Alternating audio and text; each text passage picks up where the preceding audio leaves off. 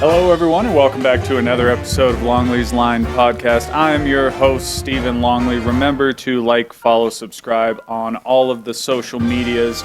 Stephen Longley for me, Longley's Line for our show, and Lightstyle Studio for the studio here. And if you guys have anybody you know who'd like to be a guest, or you yourself are part of the entertainment industry that want to get your name out there, want to get the word out, something like that, we do have an email address at longleysline@gmail.com. Feel free to send us an email there for whatever reason, or tell us how the show's going, whatever you want to do, like, follow, subscribe, all that kind of stuff. And as you guys know, for the show, we like to bring on people from all over the entertainment industry, and today is no different. Today, I have Evan Whiteley. Evan, thank you for being here. Pleasure to be here. Thank you. Before we go into anything, go ahead and promote your socials, wherever you want people to follow, find, anything like that. Sure. On Facebook, I'm just Evan Whiteley. You can find me on LinkedIn at Evan Whiteley, 2 E's in Whiteley, and YouTube and Instagram. I'm at Apartment 95 Music Entertainment, all one. Okay. So Instagram's the best way to get to me. To connect? To connect, yes. Perfect. And where are you from originally? Long Island, New York. Long Island, New York? Yeah, I grew up there for a little while. Then I spent 25, 26 years, almost 27 years in Los Angeles, California, Ventura County. And then now I'm in Reno. I've been here a couple of years. Yeah. And then when you were younger, did you have an idea of what you wanted to do for a living? Like as a kid, thinking maybe I want to do this or this looks cool, something like that? Yeah, I was like a high-sprung kid, kind of like a lot of energy off the walls types, but like, most kids are. But I always knew I wanted to do something creative, work for myself, and be my own boss. Most kids were playing inside video games or like playing with action figures and stuff, but, not me, man. I was outside. Like, I had all these tools. I had a big-ass tractor, lawn tools, and like I used to mimic the gardeners and pretend that I was like doing landscaping and shit like that. So it was like always like something going on. Yeah. Like entrepreneurially from a young age, I was Nice. always inclined. Did you do any kind of like sports or theater or creative stuff when you were saying like high school or middle school or anything like that? I did baseball when I was a kid. I pitched and I caught, and then because I was like the only kid that wanted to play catcher for some reason. Really? None of the other kids wanted. Nobody else wanted to play catcher? Nobody else wanted to be behind the plate. Catcher's the unsung hero. It's like a goalie. Yeah. You need a catcher. Yeah, for me that was the position that I but I was always a better pitcher. I could throw. Okay. I could throw harder than any other kid in my grade. Nice. Did it ever go anywhere from that? Nah. Ever try and make it from? Never really followed the baseball thing, but like I did it for a few seasons. I was pretty good though, but yeah. I probably could have played with the 14-year-olds when I was like in 3rd, 4th grade. Right. I was pretty good, but never did anything with it. And then first experience with like acting. Bless you.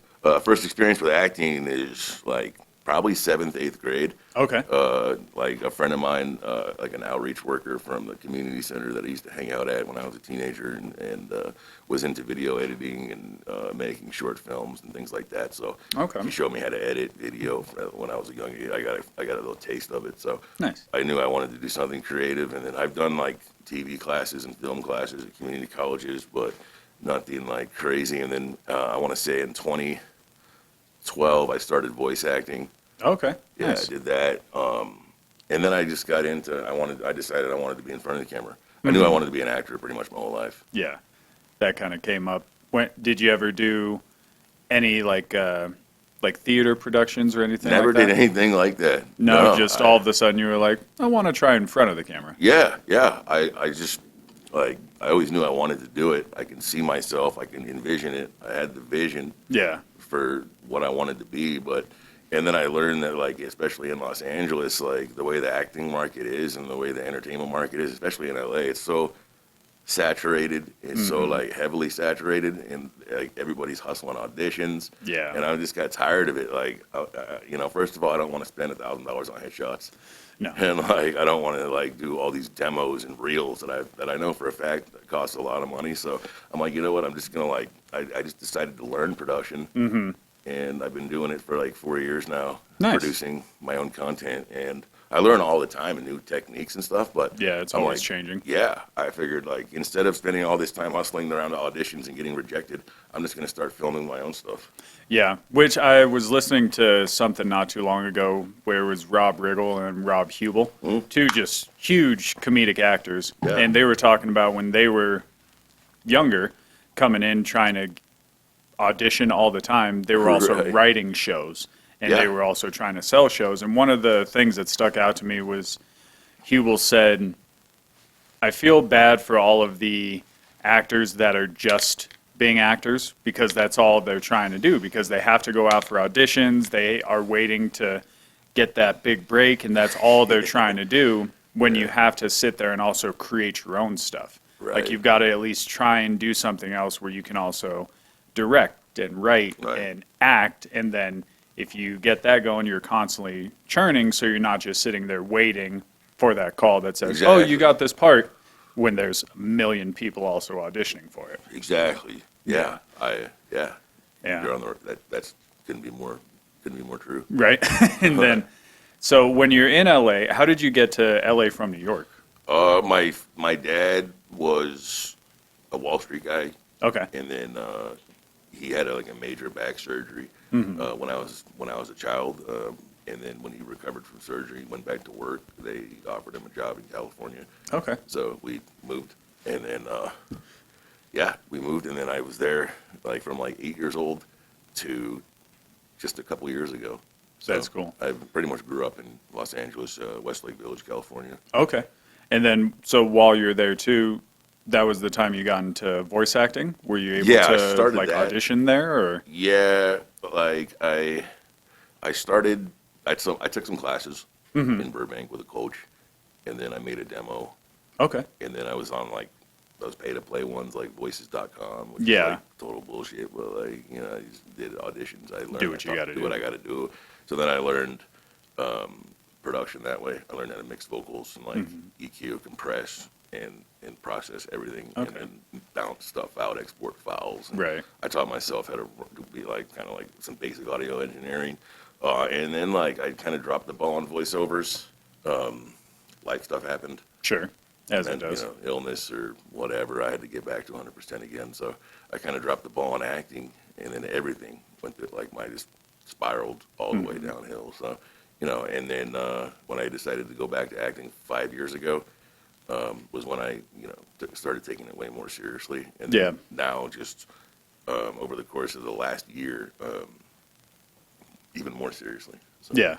I'm Full like- head of steam now. Full head of steam, yeah. I'm looking to shoot. I'm always looking for people to shoot with. You need portfolio content. You need something to for experience. You need whatever it is that you need. If you're like, I like to work with people that are new and don't have a lot of acting experience. So just have the drive and desire and determination to really do it. Yeah. Because those people I can work with, they're not. They're easy to work with. Yeah. People that think they know everything. The too hot to trot types. Like There's a lot of those. a lot of those. I don't want them on my set though. Yeah, you want the people that are also on the same wavelength of, I want to just make something cool. And Yeah. I'm trying and I'm learning and I'm trying to get better Yes, at it. and I spent a little time in film school. I went to LA Film School. Okay. In West Hollywood, and then I transferred to their sister school, Full Sail, and did some online work. Nice. And I pretty much tried every major that school has, and then ultimately I kind of ended up dropping out because I'm like I'm learning more on my own. Yeah. I'm spending $100,000 to get a degree, like to learn how to do shit that I can learn on YouTube for free, Right. which You- really boggles my freaking mind. Yeah, trying to get that on the job training without Yeah. being on the job. Yeah. Like I see videos of like Quentin Tarantino and like big film directors and filmmakers, even like Rob Zombie types and who does the horror movies and like all those independent films, they're all saying like, the way I learned was just by doing it. Like, Yeah. like I never went to a film school, and that's the best way to do it. Is like I'm an experiential learner anyway. So. Yeah, there's one that comes to mind on that from the acting side. It's the show Supernatural. Supernatural. The two guys and the angel that was there, there was a little blooper that came at Castiel was like, oh, in my time in Juilliard, and all of them were like, you went to Juilliard? Yeah. get out of here, because they're all learning on the job. Right. And none of, like, you can go to one of those big prestigious film schools or an Yeah. acting class or a theater one, and that makes it so you have that on your resume, which is cool and Right. people look at. But then at the same time, you're like, Yeah. a lot of people, like Leonardo DiCaprio didn't go to No, film a lot of school, them you know, didn't, like, they learned from doing. and honestly, like, I don't, like, I'm not big on classes and workshops. I'm just big on, like, turning the camera on, Yeah. and doing it. Doing, yeah. Yeah. Which is what you kind of need to do, because if you Yeah. you can do all this stuff of learning the behind the scenes of it, Right. but if you're not actually participating in No, doing, you got to do it. Like, you're going to be deer in the headlights as soon Yeah. as the camera turns on. right. You know, so I get that completely. And so kind of going back to when you got into the voice acting, did you have a inspiration of somebody that kind of, sticks out to you when you were like, after seeing or hearing this, maybe I can do that? Or kind of, Yeah. I don't know. I always I've always been told, oh, you should be on the radio or you should do this, that, the other because your voice is deep and shit. But Yeah. which means, just for the record, means nothing No. in the business, like contextually. But career wise, it's more like, I don't know. Voice acting to me was like you're stuck in a box talking into a stick, like, and there's a guy on the other side of the glass telling you what to do. Mm-hmm. But I would always have issues like because I get real animated and like he's like, stop, quit moving your freaking head because it's Yeah. messing up the recording. But Yeah. like and then I just started like learning accents from there. Okay. And doing like character voiceovers, and then I'm like, I want to be in front of the camera. Mm-hmm. I want to be on film. I want to be seen. Yeah. Not just heard. Yeah. Did you ever have any of those, like any specific kind of characters? On voice. Yeah. Yeah, I like Seth MacFarlane's work on Family Guy. Yeah. Classic stuff. That's a cool one. Because I've Yeah. seen it where he's on the talk shows and he just instantly was like, well, what would a Quagmire say about this? And he's like, Right. well, and then he'd go, Yeah. go right into it. Quagmire, yeah, you can Instantly do do. like, yeah, he does like, I think Seth did like 3 or 4 voices on that show. He's and done then- about like 10. Yeah, 10 voices Like, at it's least. ridiculous. Like, guy can do anything, any character voice, and then of course Mila Kunis is like freaking amazing. Oh, she's the best. That I whole love cast Mila on that Kunis. show Yeah. is top notch. Patrick Warburton, that's the one Yeah, who, from like the deep voice perspective, because Yeah. same thing with mine. It was like, oh, you've got a deeper voice, so Right. you'd be good at doing this. And it Yeah. was like the ones that have used that to, really catapult them, yeah, like Patrick Warburton, who you hear his voice and you're like, well, that's Crunk, and Right. you hear his voice coming all over the place and you're just like, this is the guy. Like exactly. you love his voice when you hear it, like Ron Perlman. Perlman is good. Keith David, all these kind of guys Sutherland. where they have their voice and they use it and it's very distinct and cool. But then with voice acting, the huge voice actors that you see sound nothing. Yeah. like they actually do. Like Jim Cummings, who's the voice of Winnie I the know Pooh, who he is, yeah. like he's this huge name and you sit there and talk to him. He's like, well, I'm just this kind of guy. And then instantly he turns into Winnie the Pooh and Pete and Darkwing Duck and all of this stuff. Right. That creates longevity, Yeah, I guess, in the acting world. But then it's also like, for me and you who like being in front of the camera.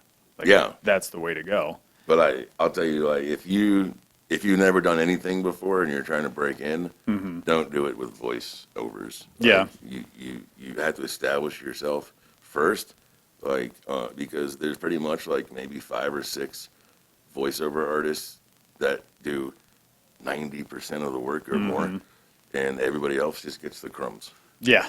So, like, good luck to you if you think you're going to be like break into the voiceover market and just blow up and become a famous voice actor. Right. Like, a lot of like voiceovers that they're doing now with like big commercial projects and like with voiceovers and movie trailers, they're using big name celebrities that were already established as on camera screen actors. Yeah, because it's the same with like Patrick Warburton. You hear their voice and it's very distinct, so that's why they want it, because it's like having a mascot for your Yeah. product. It sells the product because Sells the you product. recognize that person. Mhm. Like Will Arnett, coming in and you're like, oh yeah, I hear his voice. Or like John Cena, who doesn't have Yeah. a super distinct voice, but you hear it Mhm. when it comes on, or it's like GMC trucks, and you're like, I'm pretty sure that's John Cena, and then it makes people go, oh, John Cena likes this truck. I think I'll buy this truck. Yeah. You know, Even though like they're just paying to use John Cena's voice. yeah, he's like, what truck was I promoting again? Yeah, he doesn't even. He doesn't probably doesn't even. I'm give more of a shit. Prius guy myself. yeah. I'm like, okay, whatever Yeah. you say. So now that you start getting into acting after the little gap 5 years ago, and you're starting to get into acting, what was the like kind of first course of action that you took from there? I'm trying to think back. It was a while ago. Like Yeah. I was kind of all over the place, always trying to reinvent myself, constantly rebranding and changing my socials around and stuff. And I was just like, I couldn't find my lane. Right. I thought I wanted to do podcasting. I thought I wanted to like do like artist management or like all these other different things that were like distracting me from doing what I really want to do, and that's just be in front of the camera and act with other people. Right. And then, so, because you kind of said how your social media was at the beginning, did Yeah. you want to get into like music production as well? Yeah, Was that I was something? studying music production actually, and then I switched to audio production, and then I switched to digital cinematography. I was in digital cinematography, but you know what? Like, it was too much technical stuff. Like it was more right. It was a lot of writing and breaking down, studying, and like analyzing character arcs and stuff, and like building character arcs. Yeah. Which is completely over my freaking head. Right. There's a reason why the people that do that for a living get paid what they do or are good at it, because it's Like- very intricate and detailed. I got a buddy that goes to like CSUN for script writing, screenwriting, like film production, and he's like, yeah, pretty much like what my professors tell me is like all the guys that write for those major networks, sitcoms and feature movies, and like a lot of like staff writers, they all go to like Harvard and shit, like Really? Yale, Harvard, Princeton, like Ivy League. It's like I went to a community college for a Yeah, little while. so, I don't think I can like, compete with that. Those are the writers in that, like the real top-notch writers, like, you know, like the Dick Wolf types. Like those guys go to prestigious like film schools. You know, UCLA has, or USC has a great film program, I heard. Yeah. That's what I've heard too. The ones that are down there, they usually have a lot of Yeah, really good creative talent that come out of it. right. So then, you kind of are bouncing around. Have you found where you've landed yet? Oh, yeah. Like kind of Yeah. what you're working on or what you want to do? Like for it? just in the last couple weeks, I've talked to about 15 people, maybe 20 people that are interested in like coming into my content club. So Nice. I use this group on Facebook to network with local Yeah. Reno artists. The Reno Actors Reno Actors Guild? Guild. Yeah, I'm on that group, and I've been putting a lot of posts up in there and getting some hits. And then I put a post up a couple of days ago, and I got so many hits. My emails were blowing up. Like I interviewed probably 15 people just over this weekend. Nice. And like just in the last couple of days, and I got to shoot actually today. I'm shooting 3 scenes with a guy that I met on that group. No, that's great. Yeah. Who from the group? His name's John Potash. Okay, I've seen seen him? his stuff Yeah. around here and there. Yeah, there's I got another guy. But it's cool because everybody that I'm interviewing and talking to has a different look and a different character. Mm-hmm. We're not all, a lot of variety. Yeah. So when it comes to that, what are you trying to film? Is it just kind of whatever comes to mind, whatever comes up, a movie specifically, or what are you thinking? Yeah, I like short form content, short films like 5 minutes and under. Maybe like I do like a 10-minute film, but there's like really no point because like studies show that content-wise, with the way the attention span is with like the average human adult is like less than a fly. Yeah. Like they want quick, short order, like ready to go content that just keeps them entertained because people will literally sit and and scroll all day. Yeah. And like it really like makes their attention span like just decrease to the point where like nothing can even stimulate them anymore. Like, Yeah. they just want more. That's why content, more reels content. are so popular. Yeah, so content is so in demand Yeah.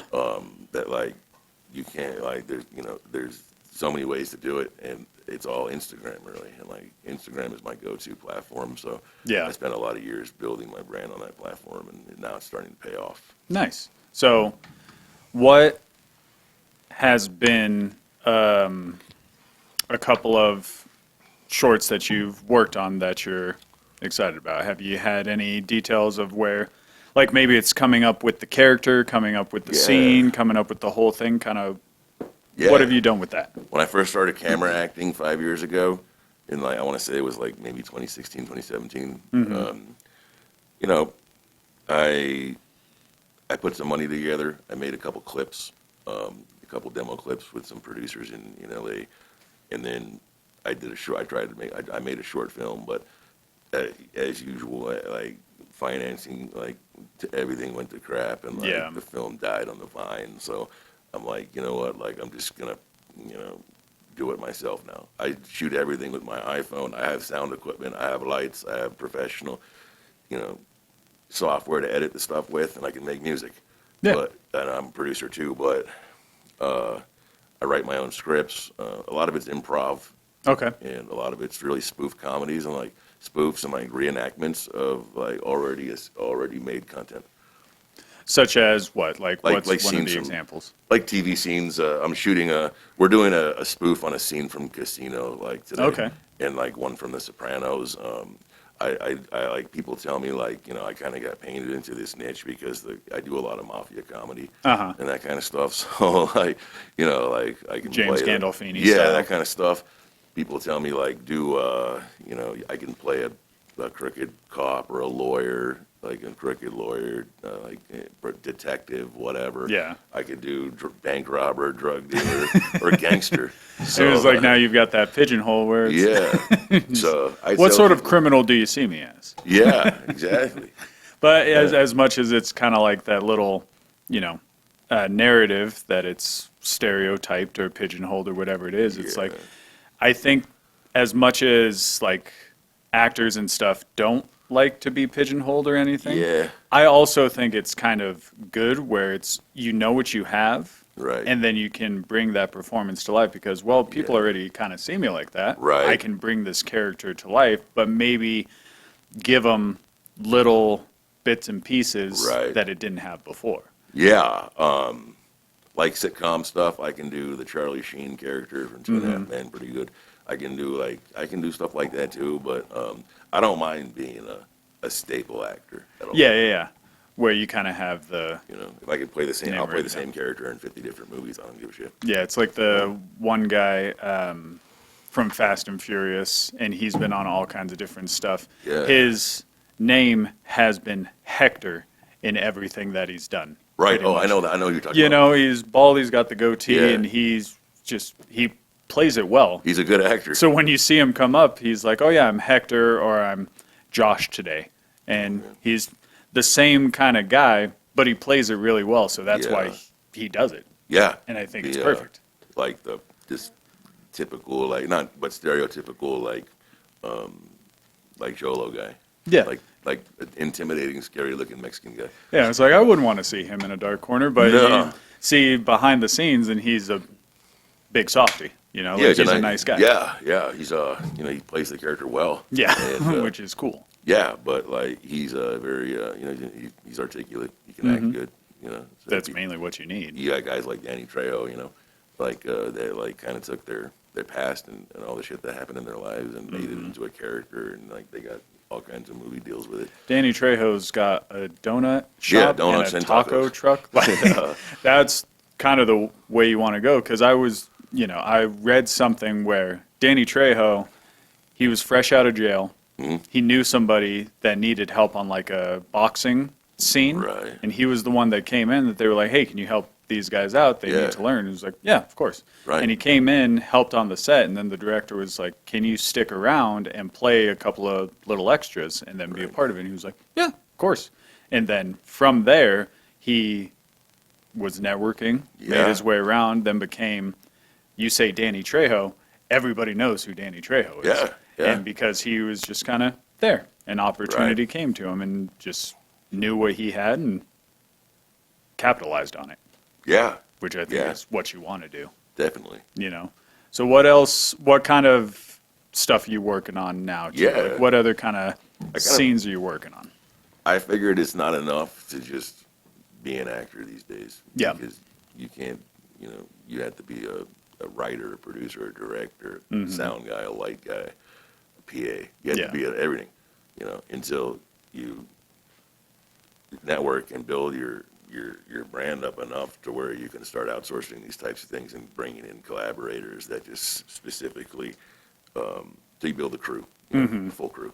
But, I do everything myself right now. Yeah, it's in there and trying to Yeah. grow it. And make, do you have any like aspirations of how big you want to get? If you Yeah. want to do it to where it's like, like a Quentin Tarantino, where he has these type of movies where he's also an actor in a fair amount of them. Exactly. Like he has his own parts, or like M. Night Shyamalan, he creates little characters where he comes in to drive the story forward. Do you have any kind of aspirations like that? Yeah, I do. I got this new series. It's a mini series, like with the spoofs and the improv and the comedy stuff, the sitcom reenactments. It's called Shock Pop TV, Okay. and that's what I'm bringing in people for right now. They want to be on a regular rotational cast with me. Nice. So I got 5 people on lock. I'm shooting with that guy today I told you about, and I got other people in line. So it's like Nice. I went from not being able to find anybody. I was having a lot of trouble.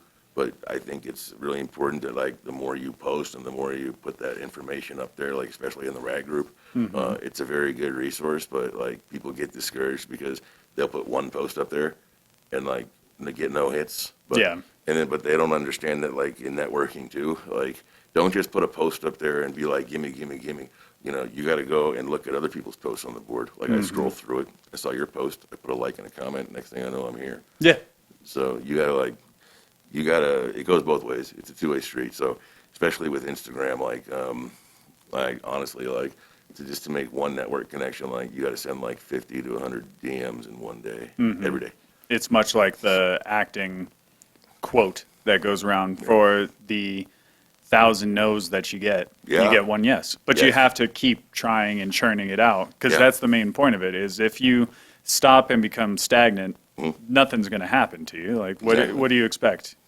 Acting wise, like I think the best like actor who also produces and directs and like kind of like does the whole bit. There's so many of them, but like I really like I don't like to like crowd myself with too many different sources of inspiration because then you get overwhelmed. So I kind of like I pay attention to a few different people in the industry. Like I like Quentin Tarantino, of course.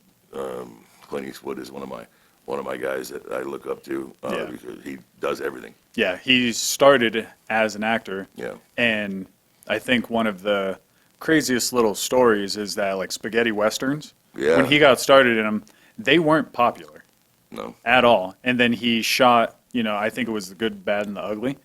He shot that in Italy.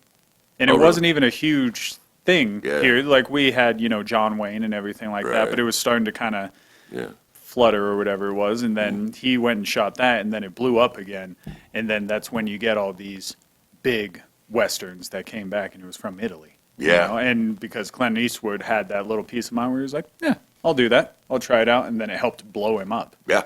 And Italy's perfect too because it's all mountainous and really rustic and old and cobblestone streets and stuff. So Yeah. like you can make it look like Montana if you wanted to. Yeah. Make it look like anywhere. Well, it's like, I brought up Supernatural and it made me think of that. Yeah. A lot of the stuff that they would shoot, it's supposed to be somewhere here, and it's in like Toronto.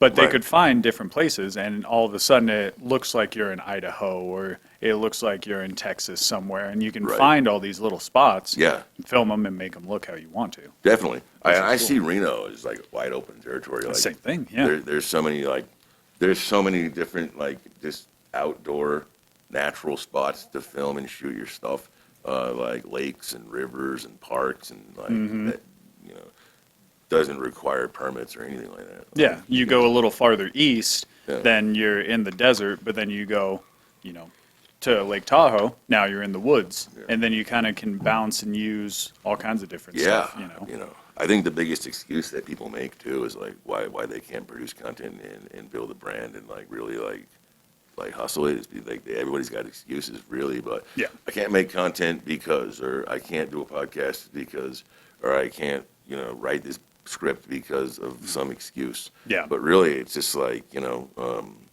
I write scripts all the time, and I sit on them for months until I find somebody to film it. But I'm always writing these things. Yeah. I'm always watching, old. I'm not like a big fan. I don't really watch TV or movies. I actually hate watching movies and TV, Okay. to be honest with you. Yeah. I just like making the stuff. Right. I But, think that's you a know, common thing too. Like a lot Yeah. of like people that you hear, they don't watch it, Yeah, but they like to be a part of it, I like to be a part of it. which is Yeah. interesting. I like movies from back in the day. I don't pay attention to what's really coming out now. I really just, my go-tos are like HBO always has the best programming, or did at least have the best Or programming. AMC. Yeah, or AMC, IFC.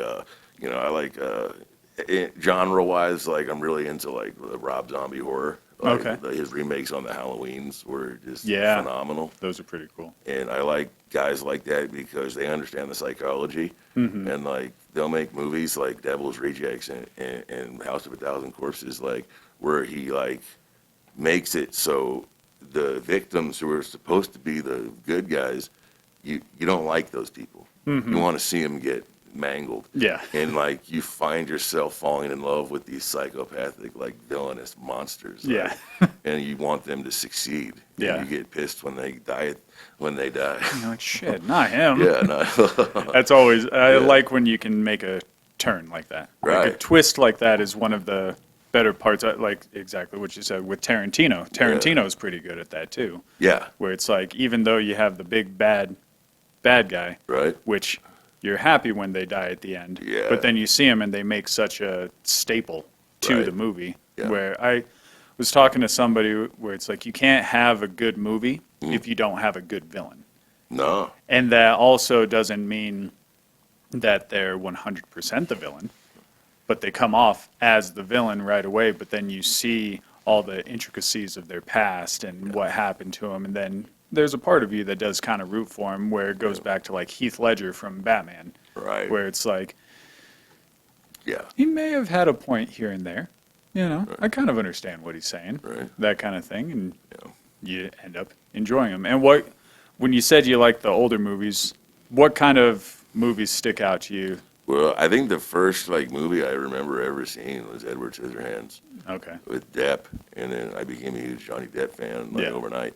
And then because like I wasn't like the content that my parent, like I wasn't allowed to watch explicitly rated R content, so I kind of had to sneak it in like every Yeah. kid has to Done do. that But too, yeah. like so like when I was a kid, like action movies were cool. Like I was into the martial arts films, like Steven Seagal stuff, and anything of that sort. But I just like I liked the sitcoms. There were a lot of good sitcoms in the '90s and good lineups. Like like Thank God It's Friday. TGIF lineup was pretty good. I used to watch that when I was younger. But I would always like when I watch it, I don't watch it for entertainment purposes. Like I don't like it because when I watch content, like when I watch movies, I really like I'm able to actually put myself like into those scenarios, into those characters, and like actually like and the stuff kind of runs away with me Yeah. because I have a real lucid imagination. So like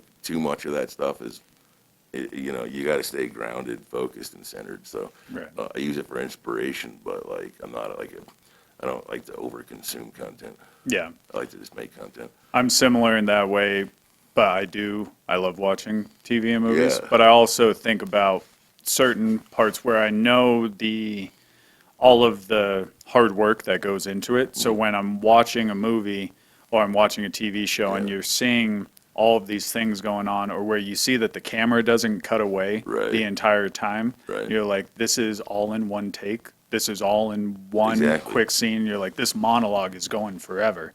And Yeah. you're just watching go and you're like, holy shit, this is impressive. Like, Yeah. kind of seeing, as you kind of said, putting yourself in their shoes on that, Yeah. where it's like you think, I could do that. Or how they're doing this, thinking how difficult that must have been, or like how they're doing like a 5-minute monologue in one take. Yeah. And you're like that. For people that don't know, that's difficult. Monologues are a bitch. Yeah, they really are. Yeah, And they then really are. those people that can pull them off, it's just, you Yeah. know, I think chef's kiss to 'em. one of the best monologue deliverers I've ever seen is like Tom Hanks. Tom Hanks. His monologues are from Saving Private Ryan were like so intricate, and he had so many of them, and there's so many great ones in that movie. Like, and that's the people don't understand how difficult it is to memorize those freaking things. No. And if you want to know how difficult it is, find a monologue from a movie Yeah. and try pulling it off Yeah, without fumbling over a word or without having to take a unnecessary breath somewhere or try and do something and stay committed that entire time. Yeah. Which is difficult. Try even just talking for 5 minutes by yourself. right. Like, it's a lot tougher than you think. Some people can do it, but putting the same type of performance into it is its own animal in itself. Totally. Like, which I find fun, you know? Like, that's what I like to do. Like, I love when the camera comes on and I can perform and do something. And my favorite part of movies and television is why I want to get into it, why I like being an actor, why I like doing it, is because it brings the emotions to you, you know? Yes. Like that person that's there, you feel either the anger that they're going through, the pain they're going through, the laughter that they're going through, like how happy they are, and you're bringing that to the person that's watching it, and then they're there with you. Right. And you know, I'm a crier when it comes to movies, so Yeah. if a movie comes, like we just watched a part of Criminal Minds Criminal Minds. that was on, where one of the main guys, his wife gets murdered, and he has to be on the phone while it's happening, and just as that's going on, I'm into it the entire time. Yeah. I'm like, oh fuck, That's good it's content. happening, it's happening.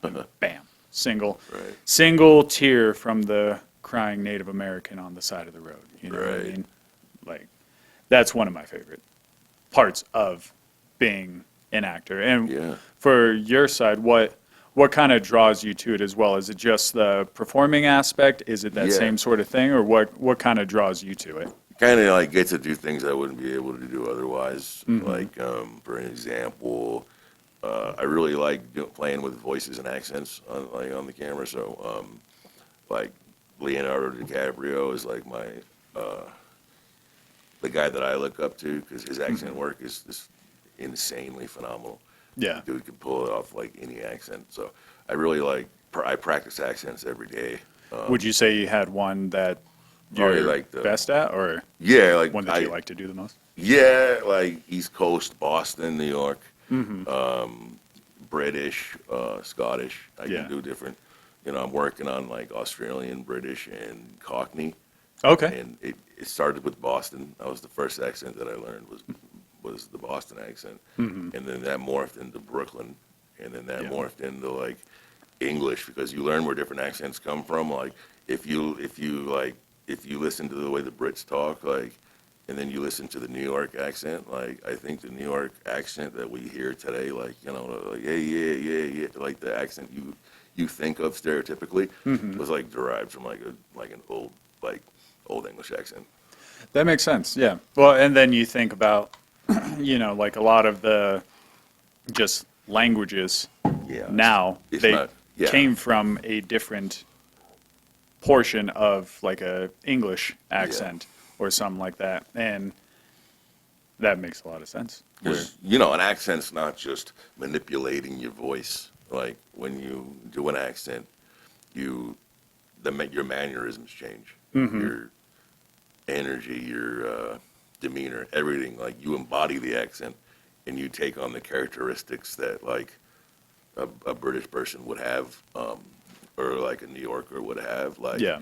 you want an Italian New York accent, like, it's not just speaking like that, but it's embodying it. And like you find yourself like using your hands a lot when you talk. And Yeah, they different just things like gesticulate that. a lot more Yeah. when they're doing it, and you notice that when it comes to like a passionate Italian or New York person talking, they're like, "Hey," you Yeah. know, and that even though it is that stereotypical version of it, it's like it's derived from how it actually goes. Like you Yes. see the like from the New York Giants, how they had Tommy DeVito coming in and he was doing that Right, Italian thing. It's like right. everyone's like, oh, making a mockery of it. It's like, not really. You see how they're doing, and they're a big family that likes to talk with their hands, and like you see it. There's a reason it comes from somewhere. Like it's derived from somewhere, and you know why. And it's like my wife, she always gets mad at me when we watch foreign things. So if she's watching The Crown or if we're watching Peaky Blinders or something and an Yeah. accent's coming up, she's like, don't Right. do it. I'm like, but I'll have to. Like, I see it there. I'm like, you can't. It's just like low hanging fruit. Yeah. I have to start talking like that because it's a lot of fun. Yeah. It's like, you sound stupid. I know, but it's hilarious. Nobody else is going to care. Nobody else cares. I'm at home. Nobody's I'm gonna doing know. it. It's And then fun. like I pull out an Irish accent, and Yeah. it's like everyone thinks I'm Italian or Greek or something, and it's like I'm Irish and Mexican. Right. So it's like, I like pulling off those accents. It's fun. It's fun. And like if you watch, the best way to learn accents that I've found, or like is watching watch movies with no sound. Turn the volume all the way down Really. and watch a Spanish movie with no sound. Don't do an English one. Mm-hmm. Like if whatever it is, like whatever accent it is that you're trying to learn, Mm-hmm. like find the character, watch those scenes with that character that you aspire to, and turn the sound all the way down. You'll see the mannerisms. You'll see the embodiment of it. Interesting. I never would have thought of that. But it's also the same point that comes with like the storytelling aspect of it. Right. Is if you turn the sound off or if you jump in kind of anywhere, if the story is still getting pushed forward, then that's how you know it's a good movie, Yeah. because they're pushing it without needing any dialogue. Right. Where the dialogue helps, but if you turn it all the way down, you can see where all of the steps are going and all the building blocks are going to the end of it. I mean, just just a few decades ago, they didn't even have sound in movies. Like Charlie Chaplin days, it was all like silent films. Yeah, And then they incorporated sound, and then finally we got color picture. But yeah, like they had what do they call them? The talkies, like back in like the 20s. yeah. Did you ever see Sound of Music? Not Sound of Music. Singing in the Rain. I haven't seen. I never really I don't know. I never got into I appreciate it, but like I get super anxious and restless when I watch stuff like that. I just can't sit through it. Sure. It comes with like how we were talking earlier with the Rat Pack and things like that. Right. Where it's like their acting was in those times, in Right. like the 50s, 40s, things like that, where the big musicals were things, and coming on with the talkie aspect of it, that was the main plot line of Singing in the Rain, is Right. because the Gene Kelly and not Doris Roberts, but the two main people that were in Singing in the Rain, they were huge silent film actors. Right. And these big name stars that were only in silent films, and then all of a sudden they came in with an audio track in movies. Yeah. They're And like, then they had this the box camera. this doesn't make any sense. What are you talking about? And then all of a sudden now Yeah. their performances, they have to actually say the words that they mean, because it's no longer just silent the whole time. And the one gal is just obnoxious the entire time. So they had to dub her over, and then it went on this whole huge thing. And Yeah, it like- makes sense. all the actors that like made famous careers for themselves, like in the silent era, all of them, like once it switched to like the talking era, a lot of the silent people dropped off. They couldn't transfer. They couldn't figure out how to transition properly. Yeah. Well, it's a different muscle too. You Yeah. know, it's like coming into it where it's like if you want to, say, just going from being a voice actor to a regular actor. Right. Like you have to bring the acting portion of it, Yeah. but when you're a voice actor, you don't have to fixate on what your face is doing. No. But then it's a completely different muscle going into on film Right. or even theater performances where it's two just completely different things. Yeah, voiceovers and being on the camera is way Yeah. like apples and oranges. Yeah. Yeah. It's still a fruit, but Right. you have to sit there and utilize a different muscle Right. from it. And then like for how you were saying Tarantino is one of your biggest inspirations on things. Yeah. What what's your favorite Tarantino movie? I'll say it like Man. that. Like I think the first one I saw of him was Dusk Till Dawn, with George Clooney.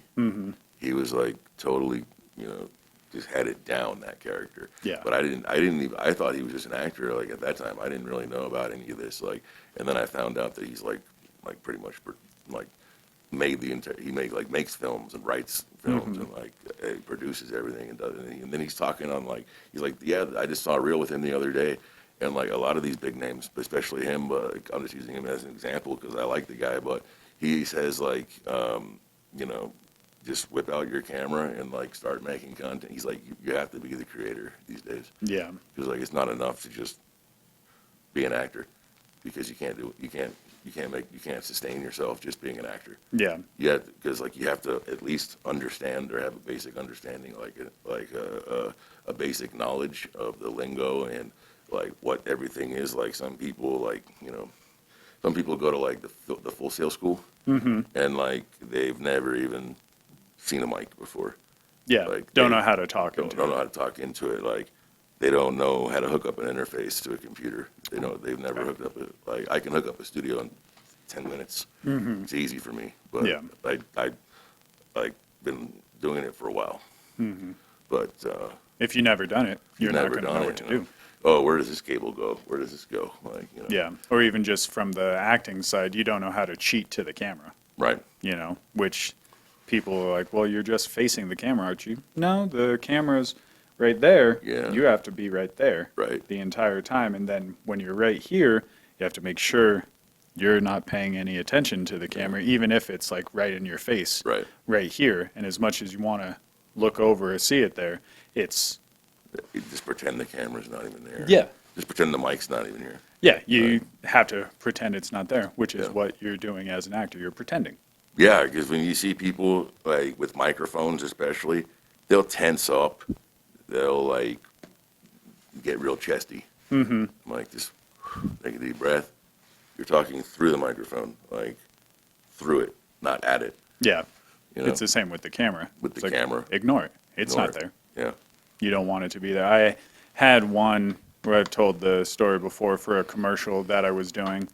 Me and two other actors, me and the one guy who was around my same age, we were doing really well, going back and forth, bouncing off each other, and then the guy who was playing the dad, every time he'd say a line, he'd go, ha, ha, Yeah. look right at the camera, like, camera. Greg, you can't look at the camera. All right, you got it. I'm not going to do it again. Next scene, Yeah. right? It's tempting. Yeah, we got through it. It's hard not to, because Hard it's not to. there. Yeah. Like, what do you want me to just completely avoid it? Like, it's right there. Come on. All right.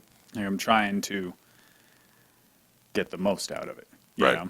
So now that you've got everything you're working on, what is kind of your next step? You have all of these scenes, you're doing the shorts. Do you have like what's next for you here? Well, develop an arsenal of content, develop an arsenal of scripts, have a backlog ready to be shot, and keep networking and bringing in new talents to work with, as well as definitely my dream is to sell the content as a proof and like get a budget and like find sponsors who will allot me a budget to produce more of this stuff, that want to actually like air my content for me. Yeah. And produce it, help me produce it. So I definitely I could see my content on a network like Vice Channel or Right. like IFC or something. Yeah.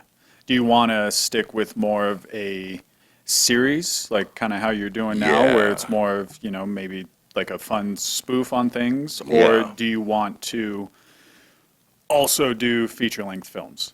Eventually, I'd like to do feature-length films, but like for right now, I'm focusing on the short-form stuff. And then my dream would be to have a sitcom on like a network. Yeah. I think like sitcom acting is even more so challenging than like your timing has to be spot on for sitcoms. Do you think more multicam or single cam? I don't really mess with any Or either multicam one. stuff. I Okay. just do takes. Like people get annoyed because like I need, 18 or 19, 20 different takes because I have to with just the tripod and making sure the mic stands out of the frame. Miking the scene, like it's not easy. No. Like miking a scene with a boom stand is not easy Yeah.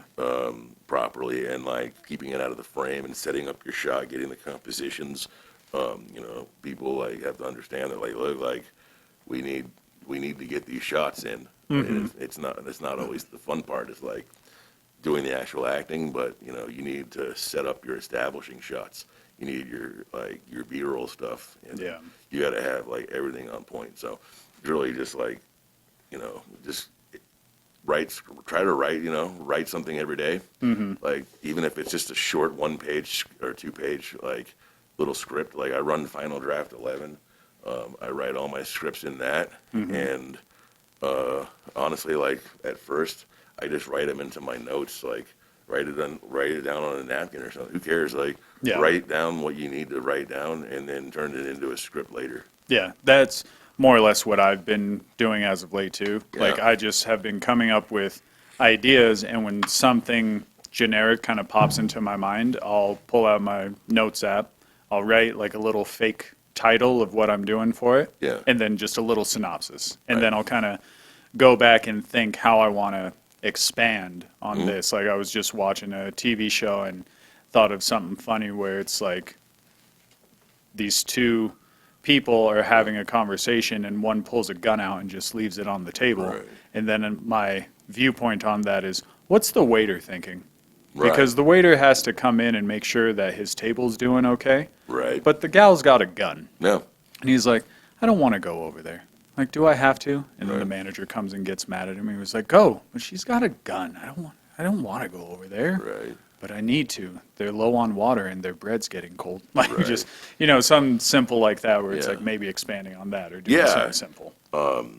Whatever it is, like you have to, like you don't have to flesh everything out like fully at first, especially with music production. Like I'll sit there and make 18, 19, or 20 different loops Yeah. and not use one of them, Right. like because it takes a lot of time to flesh it out into a full song.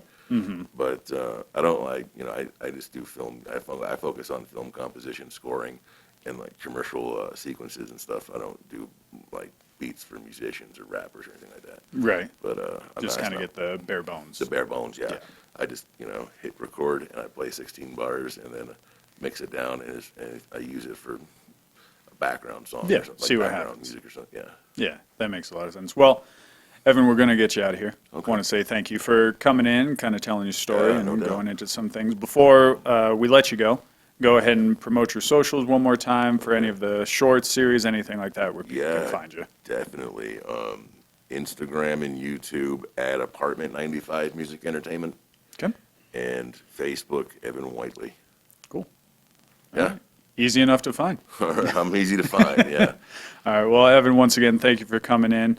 You know where to go for all of his stuff here. For us, Stephen Longley for me, Longley's Line for the show, Lightstyle Studio for the studio here.